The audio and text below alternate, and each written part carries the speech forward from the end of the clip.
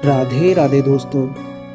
गीता और महाभारत से मिलने वाली जीवन की सीख, जैसा कि आप सभी जानते हैं, गीता और महाभारत हमारे हिंदू धर्म के दो सबसे पवित्र और महत्वपूर्ण ग्रंथ हैं। ये ग्रंथ हमें न केवल धार्मिक ज्ञान देते हैं, बल्कि जीवन जीने की सही कला भी सिखाते हैं। भाग 1, कर्म और फल। गीता में भगवान श्री कृष्ण ने कर्म और फल के सिद्धांत को बहुत ही सरल शब्दों में समझाया है। वे कहते हैं कि हमें केवल अपने कर्मों पर ध्यान केंद्रित करना चाहिए और फल की चिंता नहीं करनी चाहिए। इसका मतलब यह नहीं है कि हमें परिणाम की परवाह नहीं करनी चाहिए, बल्कि इसका मतलब यह है कि हमें अपने कार्यों को ईमानदारी और समर्पण के साथ करना चाहिए और परिणाम को ईश्वर पर छोड़ देना चाहिए। जब हम फल की चिंता करते हैं तो हम तनाव और चिंता में घिर जाते हैं, लेकिन जब हम अपने कार्यों पर ध्यान केंद्रित करते हैं तो हम अपनी पूरी ऊर्जा और ध्यान अपने कार्यों में लगा पाते हैं, जिससे हमें सफलता मिलने की संभावना बढ़ जाती है। भाग 2, कर्तव्य और धर्म। महाभारत में कर्तव्य और धर्म के महत्व को बहुत ही जोर दिया गया है। महाभारत के पात्रों को अपने कर्तव्यों और धर्म का पालन करने के लिए कठिन फैसले लेने पड़ते हैं। यह हमें सिखाता है कि हमें हमेशा अपने कर्तव्यों का पालन करना चाहिए, चाहे वह कितना भी कठिन क्यों ना हो। धर्म का पालन करने का मतलब यह नहीं है कि हमें केवल धार्मिक नियमों का पालन करना चाहिए, बल्कि इसका मतलब यह है कि हमें हमेशा सही और नैतिक कार्य करने चाहिए।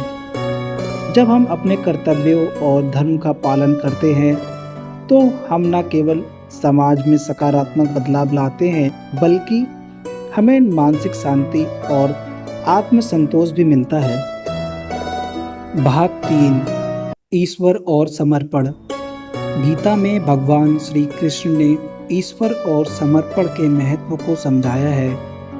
वे कहते हैं कि हमें ईश्वर पर पूर्ण विश्वास रखना चाहिए और खुद को उनके हवाले कर देना चाहिए। जब हम ईश्वर पर विश्वास रखते हैं तो हमें जीवन की चुनौतियों का सामना करने की शक्ति मिलती है। समर्पण का मतलब यह नहीं है कि हमें निष्क्रिय हो जाना चाहिए, बल्कि इसका मतलब यह है कि हमें ईश्वर की इच्छा को स्वीकार करना चाहिए और उनके मार्गदर्शन पर चलना चाहिए। जब हम ईश्वर पर विश्वास रखते हैं तो हमें जीवन में शांति और खुशी मिलती है।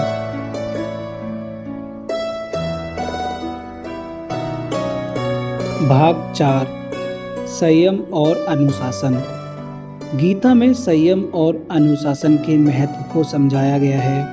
भगवान श्री कृष्ण कहते हैं कि हमें अपनी इंद्रियों और मन पर नियंत्रण रखना चाहिए। जब हम अपनी इंद्रियों और मन पर नियंत्रण रखते हैं तो हम सकारात्मक विचार और कार्यों पर ध्यान केंद्रित कर पाते हैं। अनुशासन का पालन करने का मतलब यह नहीं है कि हमें खुद को कठोर नियमों में बांध लेना चाहिए, बल्कि इसका मतलब यह है कि हमें अपने जीवन में एक सकारात्मक दिनचर्या बनानी चाहिए और इसे ईमानदारी से पालन करना चाहिए। जब हम संयम और अनुशासन का पालन करते हैं तो हम अपने जीवन में सकारात्मक बदलाव लाते हैं।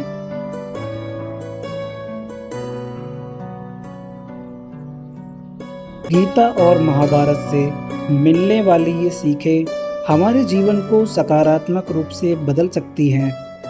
इन सीखों को अपने जीवन में अपनाने से आप न केवल मानसिक शांति और खुशी पा सकते हैं, बल्कि जीवन की चुनौतियों का सामना करने की शक्ति भी पा सकते हैं।